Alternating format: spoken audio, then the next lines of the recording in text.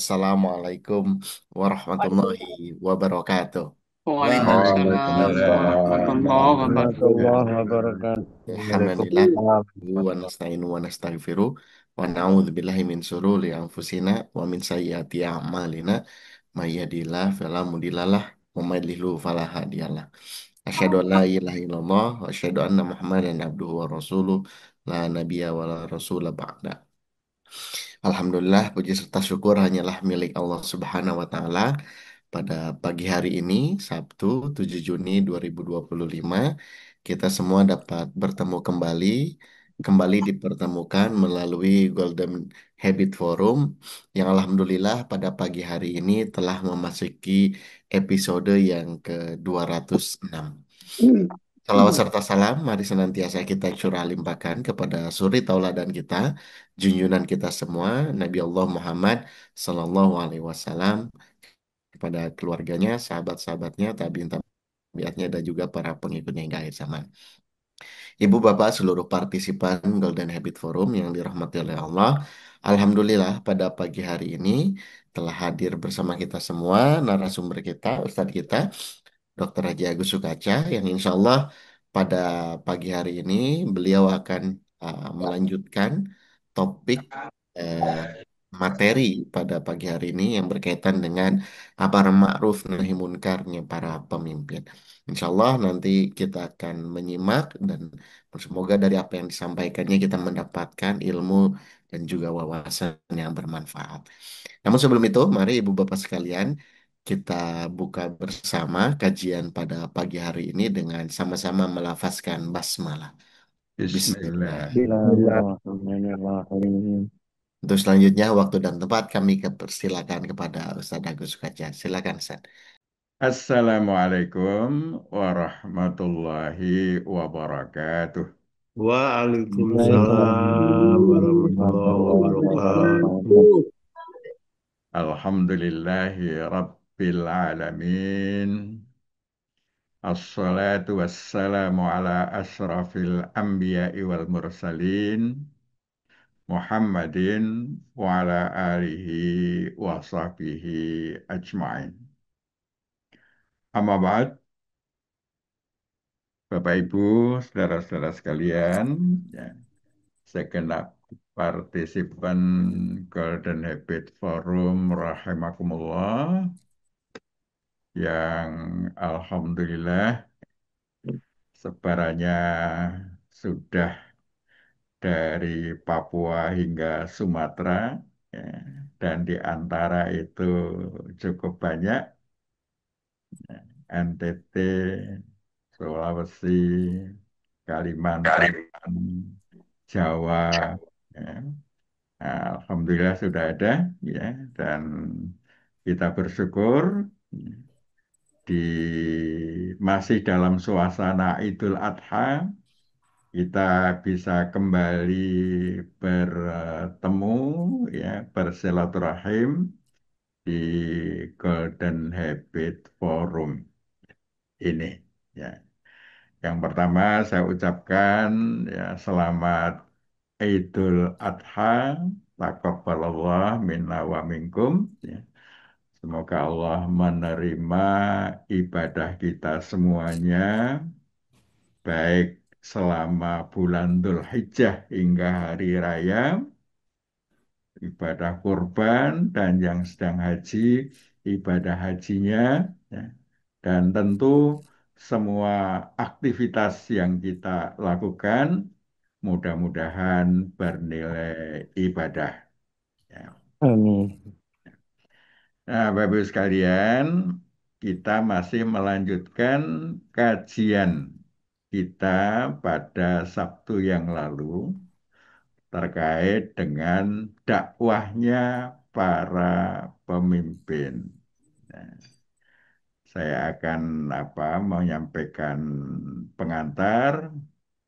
Nanti berkenan Prof. Partino, Dr. Kamaludin, ya, Ustadz Laudi, kemudian Ustadz Zuhri, dan lain-lain, ya, ada Pak Dirman, ya, Pak Yusuf, ya. nanti berkenan untuk memberikan apa namanya pengayaan ya, tentang bagaimana para pemimpin itu melakukan amar ma'ruf nahi mungkar. Ya, ya ini topiknya amar ma'ruf nahi mungkar para pemimpin. Nah, sebelumnya mengulangi apa yang sudah kita sampaikan di Sabtu yang lalu, firman Allah di dalam Quran surah At-Taubah 71. A'udzu billahi minasyaitonir rajim. Wal mu'minuna wal mu'minatu ba'duhum awliya'u ba'd. Ya'muruna bil ma'ruf wa yanhauna 'anil munkar wa yuqimunas shalah wa yu'tunaz zakah wa yuti'una Allah wa rasulah ulaika sayar hamuhumullah ya. Innallaha azizun hakim. Ya. Orang-orang mukmin, laki-laki dan perempuan, sebagian mereka adalah aulia atas sebagian yang lain. Mereka beramar ma'ruf dan bernahi mungkar, menegakkan sholat, menunaikan zakat, dan menaati Allah dan Rasul-Nya.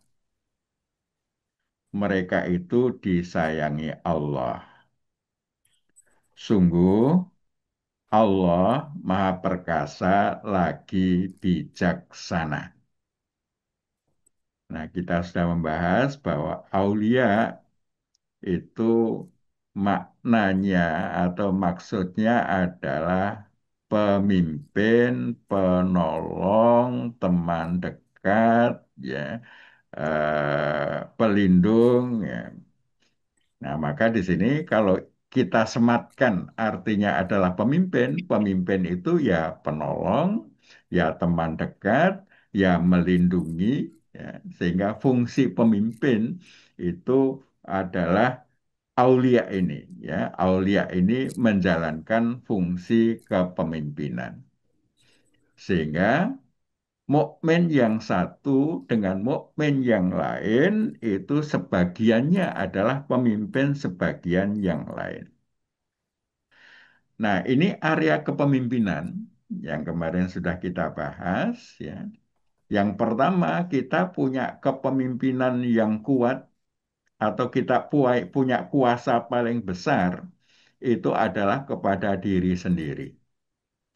Nah, maka kita menata diri sendiri itu tentu kuasanya atau eh, lingkup kepemimpinannya adalah yang paling kuat, paling besar. Setelah itu adalah kepemimpinan rumah, ya, keluarga. Ya. Ini ayah dan ibu memiliki kepemimpinan yang besar terhadap anak-anaknya yang masih dalam perwaliannya, masih dalam masa perwaliannya. Jadi masih menjadi tanggung jawab ibu. Ini area kepemimpinannya mempunyai kuasa kepemimpinan yang besar. Ya. Kemudian setelah itu kepemimpinan institusi. Ya. Baik institusi pekerjaan, pemerintahan, ormas, pendidikan.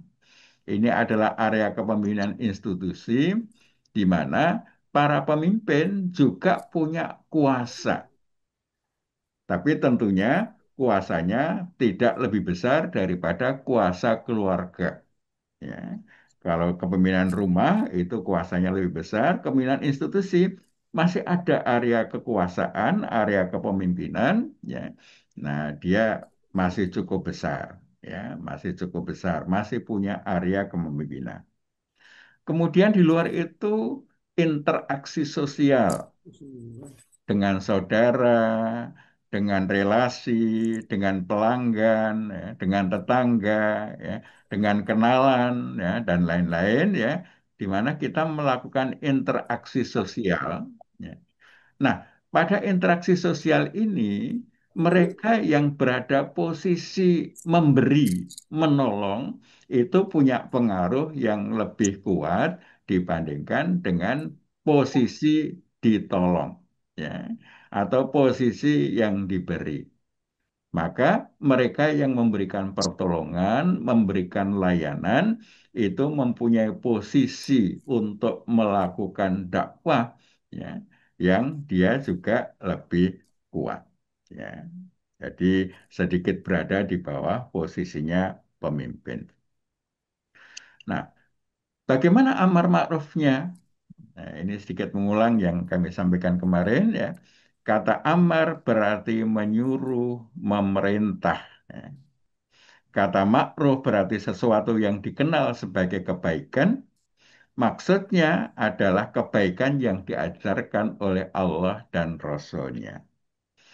Nah, amar makruf adalah menyuruh atau memerintahkan orang lain untuk mempelajari, mengamalkan, dan memperjuangkan kebaikan. Kebaikan apa? Kebaikan yang diajarkan Allah dalam Al-Quran dan dijelaskan Rasulnya dalam As-Sunnah Al-Makbulah. Itu kebaikan yang diperintahkan atau yang disuruhkan. Nah, Bapak Ibu Saudara sekalian, siapa yang bisa menyuruh atau memerintah? Nah, yang bisa menyuruh atau memerintah adalah yang memiliki kuasa kepemimpinan, yakni mereka para pemegang amanat kepemimpinan. Di keluarga, Bapak Ibu pemegang amanat kepemimpinan. Ya. Di institusi pekerjaan, ya, para direktur, para pimpinan, ya, para manajer, kepala bagian, dan lain sebagainya memiliki amanat kepemimpinan. Ya. Di organisasi eh, sosial kemasyarakatan, ya, para pimpinan mempunyai amanat kepemimpinan. Ya. Nah, di organisasi pemerintahan, ya, para pejabat, ya, pejabat negara punya kuasa kepemimpinan. Mereka adalah pemegang amanat kepemimpinan. Bagaimana cara beramar ma'ruf bagi mereka yang punya kuasa kepemimpinan? Ini mestinya yang pertama adalah dengan melembagakan yang ma'ruf menjadi regulasi, prosedur, tata kelola Islami, kemudian tergambar dalam kompetensi AIK, Al-Islam, kemuhammadiyahan, para SDI-nya, yang itu kemudian juga digambarkan di dalam performan Islami para SDI-nya. Bagaimana seharusnya performan. Nah, itu dilembagakan ya dalam bentuk regulasi, prosedur, tata kelola ya. Kalau perlu ditetapkan kompetensinya seperti apa, kemudian performanya harusnya seperti apa. Nah, ini berada di dalam area kepemimpinan. Nah, mereka yang menjadi pemimpin bisa melembagakan sehingga yang ma'ruf itu terpimpin. Ya. Kalau bahasa undang-undang itu menjadi hukum positif, bukan sekedar hukum normatif. Kalau normatif itu ya suka-suka, ya, karena norma saja, ya. Nah, artinya bagaimana kesadarannya itu pegang peranan. Tapi kalau positif, ya, itu ada kekuatan yang memimpinkan. Bagaimana yang ma'ruf itu bisa terlaksana, terlembagakan di dalam sistem. Nah, ini areanya para pemimpin ya, untuk bisa melembagakan yang ma'ruf ini. Sehingga di situ perlu dibuat apa? Semacam Key Performance Indicator KPI ya, untuk menilai ya, anak buahnya itu sesuai dengan indikator performanya apa tidak. Nah, itu dilakukan penilaiannya secara terstruktur dan itu nanti akan mempengaruhi karirnya. Akan naik pangkat atau tidak, akan mendapatkan kenaikan gaji atau tidak, ya, dapat promosi apa tidak. Sehingga itu nanti implementasinya pada sistem apresiasi dan penghargaan. Nah, kalau ini kemudian apa menjadi terlembagakan, maka yang ma'ruf itu pelaksanaannya terpimpin. Maka At-Taubah 71 ba'duhum aulia ba'd yang sedang menjalankan fungsi kepemimpinan maka dia memimpinkan yang ma'ruf itu dalam lembaganya. Nah, Bapak Ibu sekalian, dua Sabtu yang lalu atau 3 Sabtu yang lalu ya. Nah, ini ada best practice bagaimana menggerakkan Civitas Hospitalia, para SDI, para pegawai, untuk melaksanakan sholat secara berjamaah. Setiap sholat ada persensinya, jadi ada bukti, ya, bukti melakukan sholat jamaah. Nah, itu menjadi bagian dari apa? Dari indikator penilaian dalam sekian kali dinas, sekian kali waktu di apa di tempat kerja, ya, eh, melakukan jamaahnya berapa kali dibandingkan dengan waktu sholat di tempat kerja. Nah, ada penilaiannya. Sehingga dengan sistem ini terpaksa yang berada di dalam sistem ini melakukan kemakrufan. Jadi makrufnya itu tersistem sehingga ketika berada di dalam sebuah sistem itu terpaksa makruf ya karena ada kepemimpinan ya. Dengan adanya kepemimpinan itu terpaksa makruf, terpaksa baik. Ya. Sesuatu yang terpaksa apakah baik kita lakukan? Menurut saya kebaikan itu memang harus dipaksa sampai dia kemudian menjadi kebiasaan. Nanti kalau sudah biasa baik, ya, dia mempunyai kebiasaan baik, maka itu sudah berada di dalam kendali bawah sadar. Ya. Kendali pikiran bawah sadar, maka dia otomatis menjadi baik. Itulah cara membangun akhlak. Itu adalah membangun kebiasaan baik. Ini cara amar ma'ruf bagi para pemimpin. Nah, Bapak Ibu sekalian, nah, kalau tidak punya kepemimpinan, artinya mereka tidak berada dalam wilayah kepemimpinan, tapi punya wilayah pengaruh, maka amar ma'rufnya bisa dengan berbagi ilmu, sharing, nasihat, seruan, himbauan. Nah, ini ketika tidak dalam posisi memiliki amanat kepemimpinan. Nah, Bapak Ibu yang punya amanat kepemimpinan, apakah sebagai manajer, sebagai direktur, wakil direktur, sebagai rektor, sebagai wakil kepala sekolah, wakil kepala sekolah, ya, ya, atau sebagai wali kelas dan lain sebagainya, masing-masing punya wilayah kepemimpinan. Nah, kita melakukan pendekatan dakwah kita, amar ma'ruf kita melalui pendekatan kepemimpinan itu.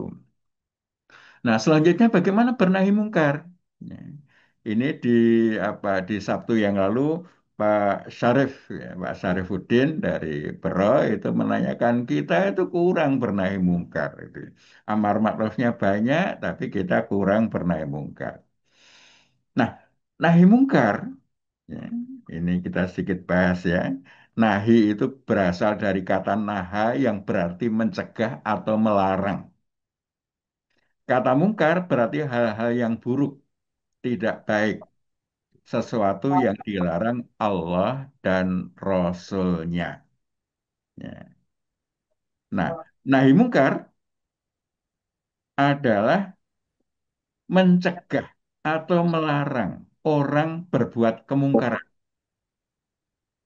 yakni beraktivitas buruk atau tidak baik yang tidak diizinkan Allah. Ya, ini nahi mungkar. Ya, mencegah, melarang orang berbuat kemungkaran. Nah, untuk bisa mencegah ini, ya, perintahnya jelas itu Rasulullah itu memerintahkan kita man ro'a minkum mungkaron fal yughayyirhu biyadi. Fa illam yastate fabilisani. Fa illam yastate fabiqalbi. Wa dzalika ad'aful iman. Ya.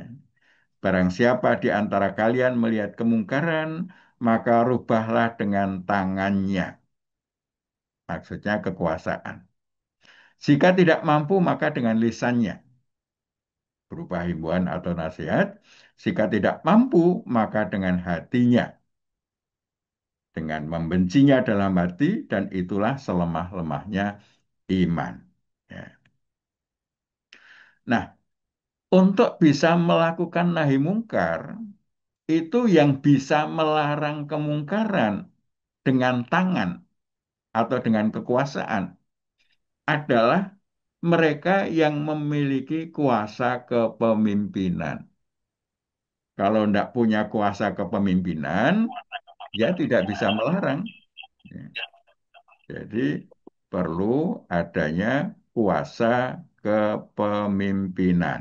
Ya, jadi mereka yang mendapatkan amanah sebagai pemimpin itu yang mempunyai kuasa kepemimpinan. Ya. Nah, mereka bisa melaksanakan nahi mungkar dengan tangannya, dengan kewenangannya. Ya, caranya bagaimana? Ya, dia bisa memberikan peringatan kepada anak buahnya yang melakukan kemungkaran. Peringatannya itu bisa lisan, bisa tertulis. Kalau di apa namanya di dunia pekerjaan itu ada SP1, ada SP2, ada SP3. Itu adalah mencegah kemungkaran dengan menggunakan kekuasaan.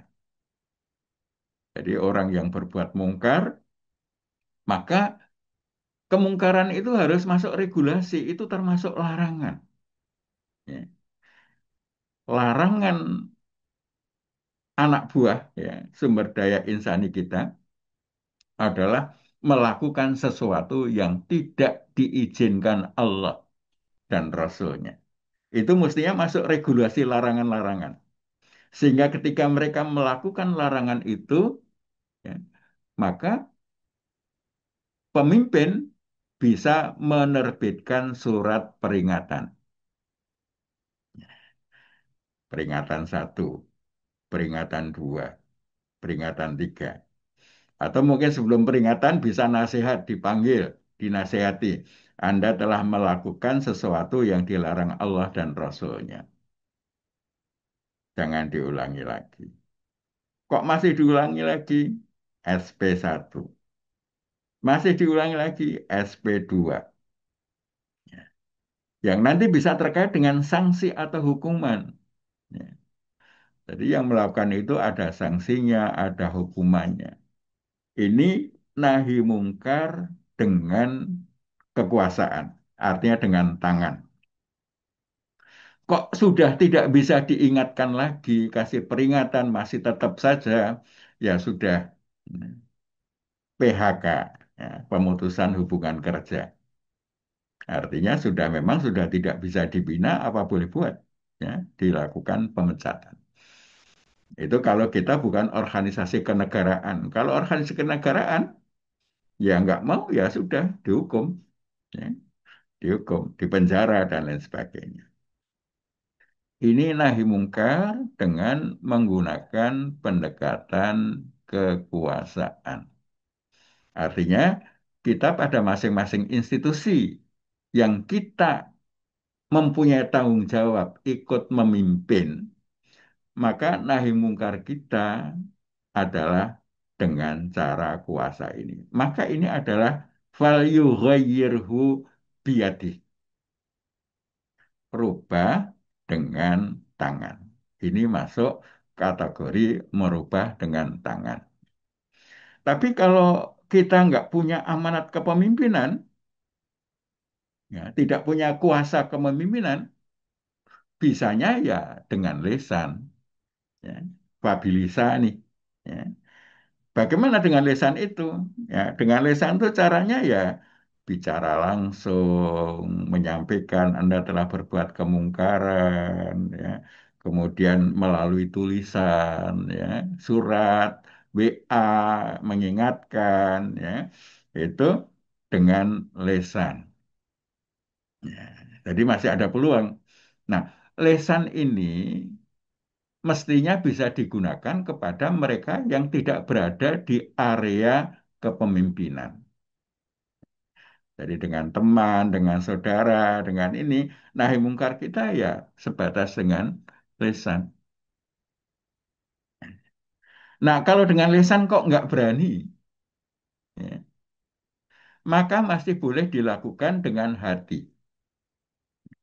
Bagaimana nahi mungkar dengan hati? Caranya dengan mendoakan agar pelaku kemungkaran menyadari kesalahannya, ya, menghentikan perbuatannya dan bertobat. Jadi tidak sekedar cukup dengan apa, dengan membenci perbuatannya, tapi juga perbuatannya dibenci, tapi juga berdoa agar yang bersangkutan menyadari kesalahannya, menghentikan perbuatannya, dan bertobat. Ini dengan hati. Ya. Tetapi kalau itu yang bisa kita lakukan, positioning kita itu selemah-lemahnya iman. Artinya kuasa nggak punya, ya. Lesan nggak berani, hanya mendoakan supaya dia sadar. Ya. Itu artinya dengan hati. Nah itu posisinya setengah apa selemah-lemah iman.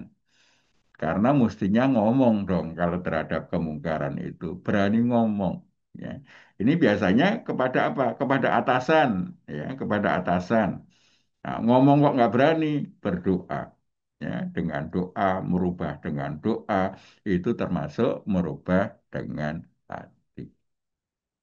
Mudah-mudahan positioning kita bukan yang berada pada yang selemah-lemah iman. Minimal ya terhadap atasan kita, terhadap orang yang tidak berada di bawah kepemimpinan kita, kita bisa ngomong, bisa memberikan nasihat, bisa menyampaikan perbuatan mungkar itu dan mengharap agar yang bersangkutan bisa merubah kemungkaran itu. Demikian Bapak Ibu sekalian sebagai pengantar ya. Kiranya yang lain-lain ya, Prof. Partino ya, eh, Pak Zuhri, Kiai Mustain, Sarlaudi, Ustaz Kamaludin nanti berkenan untuk memberikan apa penguatan ya, agar kita bisa memanfaatkan kuasa kita untuk beramar ma'ruf nahi mungkar. Hadanallah yakum ajma'in, nasr minallah fatun qarib. Assalamualaikum warahmatullahi wabarakatuh.